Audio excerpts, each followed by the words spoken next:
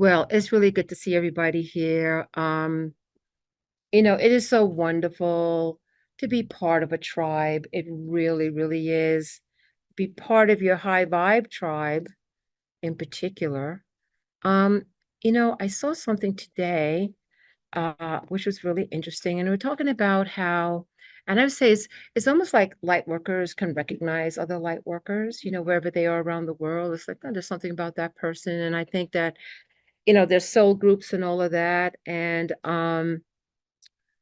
you know, it's really something when, there's sort of like this general recognition, and I remember years ago, I was told, oh, with the anchoring light actually was even before the Cosmic Center, that other light workers have to know who other light workers are, that they're in a network, because, it is 1% of the 1% of the 1%. So sometimes you're just out there, particularly if you're born into a family that doesn't know or understand, or a community doesn't know and understand. And so there is this like across the room, or the way somebody looks or something they say is like, that person might be, that same kind of vibe tribe situation, or just a reason why you're attracted to a particular group or a person.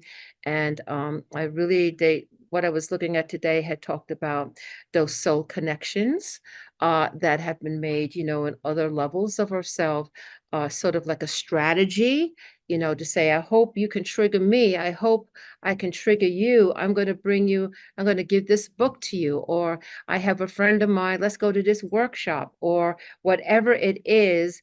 It's like the intersecting of, souls coming in to make sure both move forward. A lot of the times it's a wonderful, positive experience, and some of the times it's not. The Seed of the Soul had talked about real, true soulmates. It's not necessarily a very amazing experience in the sense that it starts out okay, but sometimes soulmates are the ones that give you the greatest lessons, or sometimes those are the soulmates to make sure perhaps that you have to go all the way down to rise like a phoenix and come out stronger and have a higher awareness. There's a lot of dynamics that's involved, but generally, you could tell somebody who has gone through the shadow of the who's gone through the valley of the shadow of death and made it to the other side. You just recognize a person that can hold that inner strength, or that person, maybe some people have stopped because of the pain and the trauma. They're not able to move forward to get to the other side of it. So you kind of, and then that's another dynamic that happens, but you kind of recognize without even having to talk to say, I'm not sure of your exact journey, but it's similar. It's similar. The vibes are similar. Sometimes you have to go through stuff to break the matrix, to break, a lot of times they speak of, steel, how you have to temper steel to remold it. And sometimes it's hard. Other times it's cycles, and it's like, oh my gosh, this is so fantastic. I met some amazing, wonderful friends, or I met the person I've been looking for, or whatever it is that no matter how it is, we got to stay consistent through it all, through it all. Um, I had a friend of mine who I didn't understand many, many years ago. And I'm an enthusiastic person and, kind of vibrant, especially back in the day. I'm like, how can you be excited about this? So excited. But, he was always very tempered. It was like the worst of things he was tempered, and the best of things he was tempered. And I kind of understand having that middle thing, like, wow, that's really great, but not to the extreme of euphoria. Okay, and then you swing all the way to the other side, okay, of where it's the worst and the depressed. That somehow between the two extremes, you find that middle way of where you stay centered and you just expect the best all the time. I was listening also to today, what's his name? He channels Bashar. Is it Bashar? Yeah. I don't listen to Bashar all the time, but I did happen to glance something that he said. He said something which is sort of like an alignment with what I kind of say too, is that yes, we're part of a collective, and whatever that collective is, and the story of that collective that's going through this duality experience. Yes, yes. There are, and I have go back to where many years ago was shown door number one, door number two, number three, meaning that we have some level of co-creation to affect things. We do. You could go this way, or that way. It has evolved to, for all of us, that, and I really feel this, and Bashar kind of confirmed what I was feeling. I said, there's so many possible timelines right now. There's like this convergence that's taking place right now. And so you have all these multiple things. And we had talked about how each person is having kind of like their own experience, right? I mean, just look at the world. You have people that have a completely different experience than the experience that we're doing now, completely alien, completely different. But even in the same room, you may have people having a little different experience, experiencing the same thing.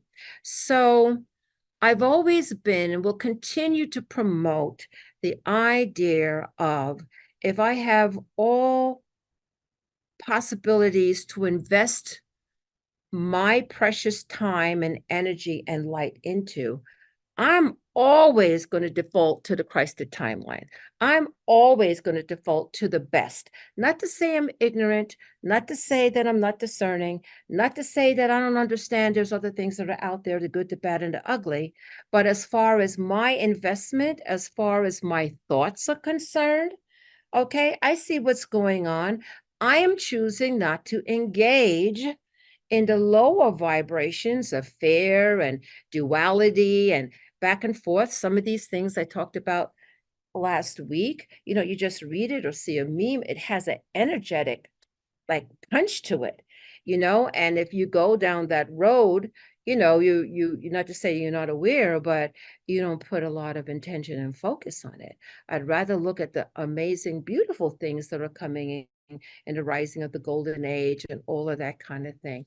So I feel though we are part of collective, but our experience, a lot of it is going to be on our own personal investment of what we put our time and energy into. And I always say, fear is the opposite of love.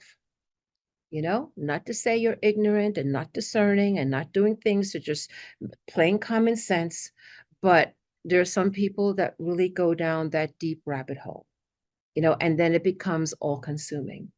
And then that's all they think about and what they talk about. And of course, you're bringing in that energetic feel and that possible timeline, So why not, as I said, yes, let's just kind of stay focused as much as we can on the Christed timeline, the positive timeline. It's like, you know what? I don't care. I expect the best, and it is consciousness. Consciousness is everything. It really is.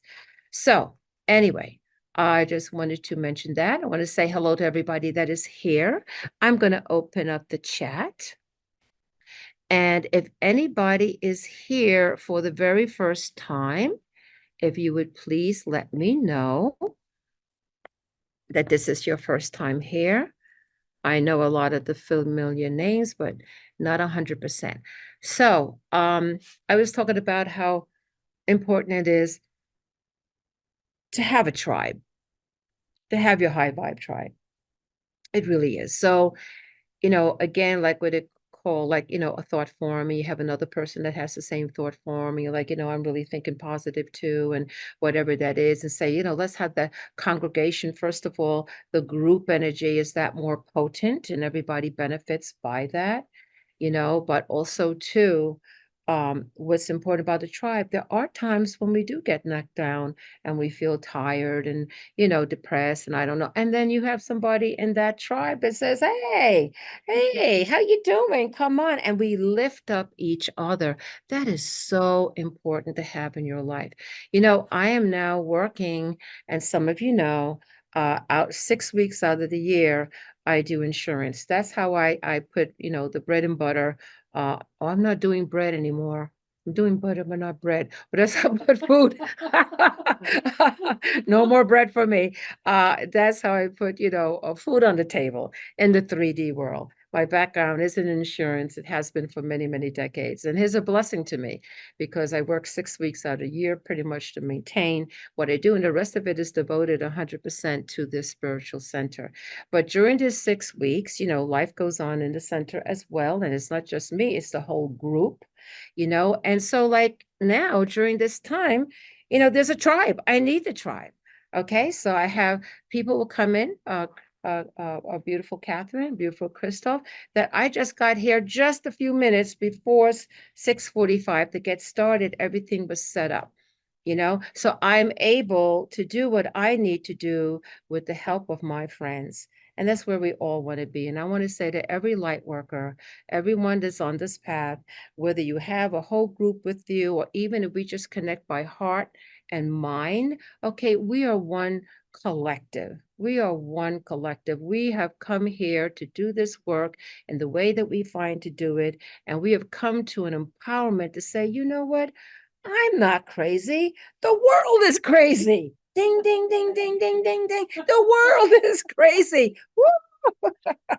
That's a wonderful thing to know. And sometimes it takes a long time to figure that out. And that's why I tell every young person I see, younger person, is that be your authentic self. Those things that are running through your mind, no, trust that.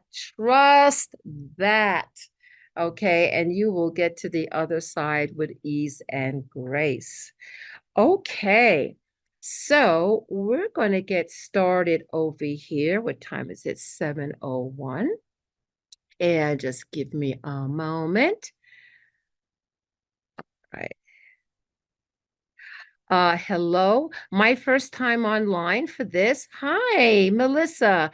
Yes, my life went into chaos this summer. I get it. Oh, let me tell you something, ladies and gentlemen. Let me just mention this to you, Melissa. Okay. Within the past 2 weeks, actually, it's like a week and a half now. You know, I had what? Okay. Oh, okay.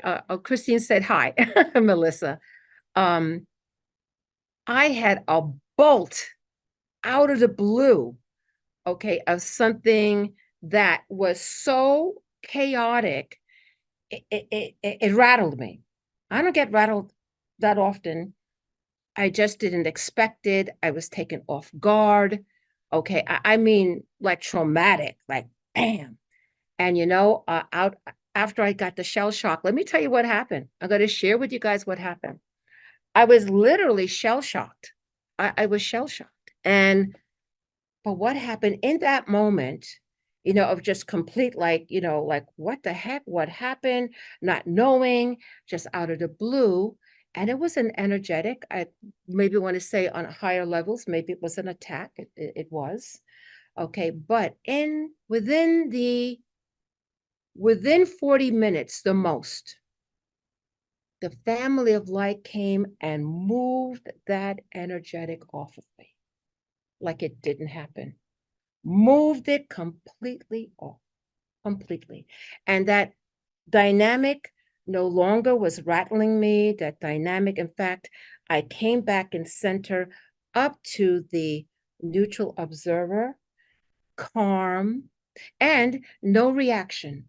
That's how you know your mastery. You do not react. I most certainly could have reacted, and this was 20 years ago. Oh my God. Okay. I did not react because most of the times these things have nothing to do with you. You just triggered something in somebody's dynamic. And so I did not react. And I came from a place of compassion. I came from a place of love and trying to have the understanding. I was able to do that because the energy of reaction was removed, coming from the neutral observer and coming from that. So when you know these skills, it's very, very, very powerful. Yes, ditto here, exactly. So, and we're going to come up across this. Inevitably, we are. And so you just want to know what it is how you're going to react or respond to it, how you're going to respond to it.